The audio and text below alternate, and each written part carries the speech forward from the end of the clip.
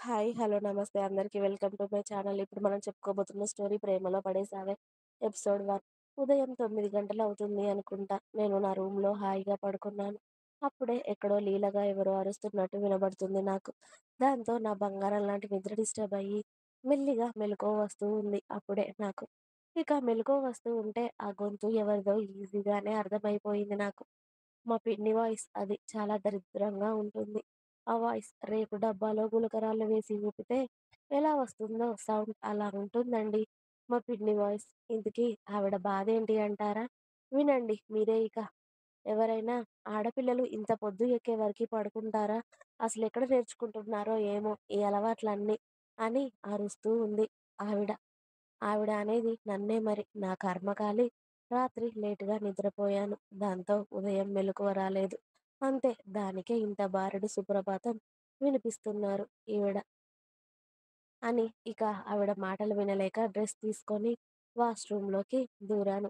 చక్కగా 10 నిమిషాలు బ్రష్ చేసి మన పళ్ళని తళతళ తెల్లగా మెరిపించి, వేడి నీళ్ళతో స్నానం చేసి రూమ్‌లోకి వచ్చి, డ్రెస్ వేసుకొని రెడీ అయ్యి నా రూమ్ నుండి బయటకి వచ్చాను. హ్మ్. ఆగండి. ఇంతకీ నా పేరు చెప్పలేదు కదా మీకు. నా పేరు సంయుక్త. మా అమ్మకి ఇష్టమైన పేరంట తెలుసా? అందుకే నా పేరంటే నాకు కూడా చాలా ఇష్టమండోయ్. మా అమ్మ నేను పుట్టాక వారం రోజుల తర్వాత ఏదో బాలింత జ్వరం వచ్చి చనిపోయిందంట. నాకు అమ్మ ఎలా ఉంటుందో కూడా తెలియదు అసలు. ఇక మా నాన్న సుదర్శన్. నాకు సంవత్సరం వచ్చాక ఇదిగో ఇంట్లో ఉంది కదా పిన్ని అనబడే బల్లి. అదే ఆవిడ పేరు లలిత. ఆవిడని పెళ్లి చేసుకున్నాడు. పిన్నికి ఒక కూతురు, ఒక కొడుకు. నాకు వాళ్ళతో అంత బాండింగ్ ఏం ఉండదు. నా పనేదో నేను చూసుకుంటాను. అంతే. నేను ఆవిడని కదిలించను. ఆవిడ నన్ను కదిలించదు. ఎవ్వరి పని వాళ్ళదే ఇక. ఇక నాన్నకి ఇద్దరు అక్కలు ఉన్నారు. నాకు మేనత్తలు. నా బంగారాలు వాళ్ళు. అమ్మ చనిపోయాక వాళ్ళే నన్ను పెంచి పెద్ద చేశారు. పెద్దత్తయ్య రాజేశ్వరి, పెద్ద మావయ్య రాజశేఖర్. వీళ్ళ కొడుకు పెద్ద బావ సతీష్. బావ సాఫ్ట్‌వేర్. బావకి పెళ్లయింది. అక్క పేరు సాహితి. వీళ్ళ బాబు ఆర్యన్. వీడికి 2 ఇప్పుడు. ఇంకా బావ తర్వాత దివ్య వదిన. వదినకి పెళ్లయింది. ఇప్పుడు దివ్య వదిన బెంగుళూరులో ఉంటుంది. ఇక చిన్నత్తయ్య సౌందర్య, చిన్న మావయ్య శ్రీనివాస్. వీళ్ళ అబ్బాయి ప్రశాంత్. చిన్న బావ. బావ తర్వాత చిన్న వదిన వైదేహి. ఇక పెద్ద మావయ్య, చిన్న మావయ్యకి ఫర్నిచర్ షాప్ ఉంది. మా నాన్న ఏమో బ్యాంక్‌లో జాబ్. ఇక నేనెందుకు లేట్‌గా లేచాను అంటే, మా వైదేహి వదిన ఉంది కదా! ఇవాళ ఎంగేజ్‌మెంట్ తనది. నిన్న నైట్ నేను వద్దు అంటే తనతో పాటు నన్ను కూర్చోబెట్టుకొని మెహందీ పెట్టించింది నా 2 చేతులకి. అలా ఇక చాలా నైట్ వరకు ముచ్చట్లు పెట్టుకుంటూ కూర్చున్నాం ఇద్దరం కలిసి. అందుకే కాస్త లేట్ అయ్యింది లేచేసరికి నేను. ఇక దానికోసం మా పిన్ని ఆ సుప్రభాతం కూడా వినిపించింది. పైగా మా నాన్న కూడా లేడుగా ఇంట్లో. అందుకే నోరు అలా వదిలేస్తుంది అన్నమాట మనపై. ఇక నేను రూమ్ బయటికి వచ్చి డైరెక్ట్‌గా పెద్దత్త వాళ్ళ ఇంటికి వెళ్తున్నాను. అవును. మా ఇల్లు, పెద్దత్త ఇల్లు, చిన్నత్త ఇల్లులు 3 ఒకటే లైన్‌లో ఉంటాయి. మా ఇల్లు పెద్దత్త వాళ్ళ ఇంటి పక్కన ఉంటే, చిన్నత్త వాళ్ళది మాకు ఎదురుగా ఉంటుంది. ఎక్కడ మా పిన్ని నాతో ఇంట్లో పని చేస్తుందేమో అని ముందు జాగ్రత్తగా అత్తలు, నాన్న ఇంట్లో పని మనిషిని పెట్టేశారు. వంట కూడా తనే చేస్తుంది. అందుకే మనం కొంచెం సేఫే అన్నమాట. లేకపోతే మరి మా పిన్ని ఏం చేసేదో తెలియదు నాకు. కానీ ఇక నేను పెద్దత్త వాళ్ళ ఇంటికి వెళ్ళాను. ఇంటి ముందు చిన్నత్త వాళ్ళ ఇంట్లో అంతా హడావిడిగా ఉంది. నైటే కదా ఇక ఫంక్షన్. అందుకే. నేను వెళ్ళేసరికే మా పెద్దత్త మనవడిని ఎత్తుకొని పాల అన్నం తినిపిస్తూ ఉంది. పాపం వాడేమో వద్దు అని నోట్లో పెట్టేది ఊసేస్తున్నాడు. అరె! కొంచెం తినరా నాన్న మా బాబు కదా! అని వాడిని బుజ్జగిస్తుంది. వాడేమో నానమ్మ దగ్గర గారాలు పోతున్నాడు.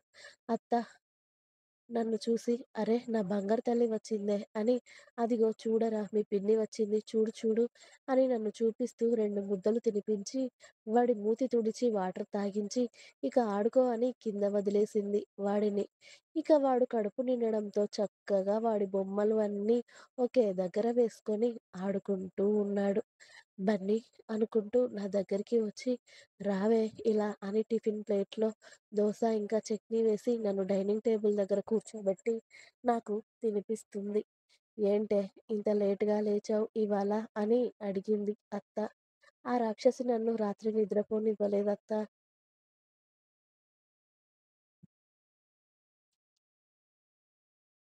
ఇదిగో నాకు కూడా మెహందీ పెట్టించింది. అందుకే పడుకునేసరికి ఆలస్యం అయింది అని చెప్పాను.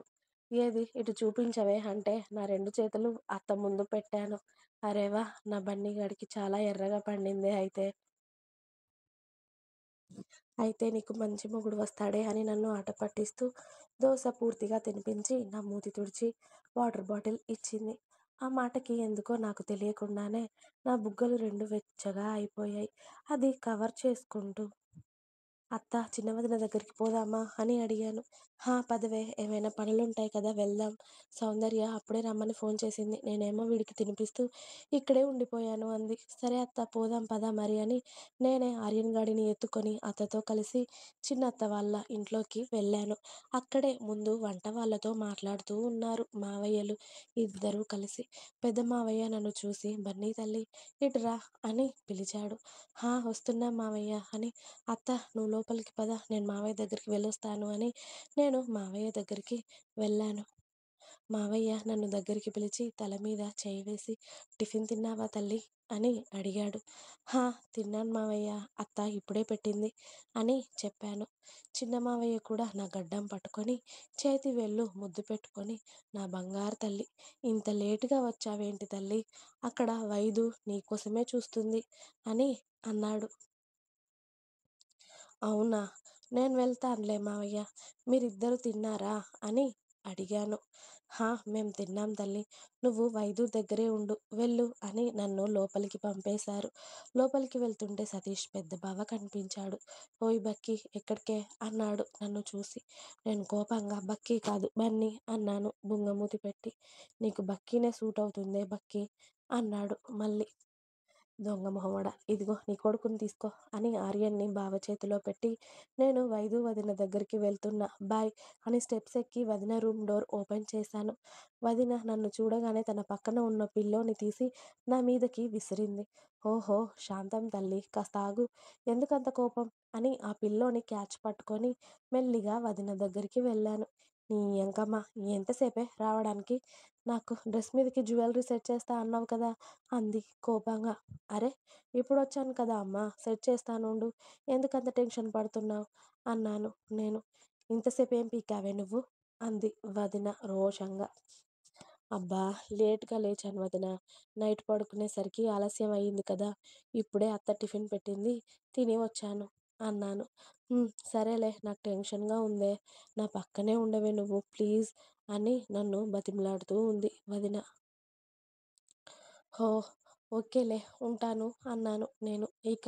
సరే ఉండు జ్యూస్ తెప్పిస్తాను మనకి అని చిన్న అత్తకి ఫోన్ చేసి 2 జ్యూస్‌లు నా రూమ్‌కి పంపించమ్మా అని చెప్పింది వదిన. ఆల్రెడీ అక్కడే ఉన్న సాహితీ అక్క మా గోల వింటూ నవ్వుతూ ఉంది. అక్క ఏమో వదిన ఎంగేజ్‌మెంట్‌లో కట్టుకోబోయే శారీకి అన్నీ సెట్ చేసి పక్కన పెట్టింది. నేను శారీ మీదకి అన్నీ సెట్ చేశాను అమ్మాయిలు. ఇక మీరు డ్రెసెస్ మీదకి సెట్ చేసుకోండి. నేను వెళ్తున్నా నా కొడుకు ఏడుస్తాడు మళ్ళీ అంది.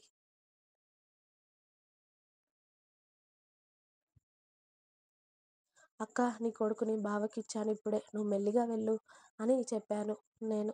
అవునా! థ్యాంక్ యూ బన్నిగా. అయితే నేను వెళ్ళి నా శారీ ఇంకా జ్యువెలరీ సెట్ చేసి పక్కన పెట్టుకోవాలి అని అక్క వెళ్ళింది. అక్క వెళ్ళాక నాన్న జ్యూస్ గ్లాస్‌తో మేము ఉన్న రూమ్‌లోకి వచ్చాడు. మా దగ్గరికి వచ్చి వదినకి నాకు చెరో గ్లాస్ చేతిలో పెట్టి తల్లిగా టిఫిన్ చేశావా అమ్మా?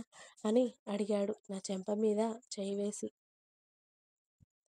హా! నాన్న అత్త తినిపించింది ఇప్పుడే అని చెప్పాను నేను. సరే నువ్వు వైదు దగ్గరే ఉండు అని నాన్న వెళ్ళిపోయాడు కిందికి.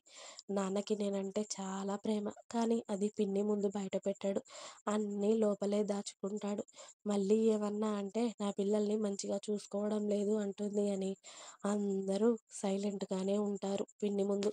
కానీ అది నా వరకి రానంత వరకే.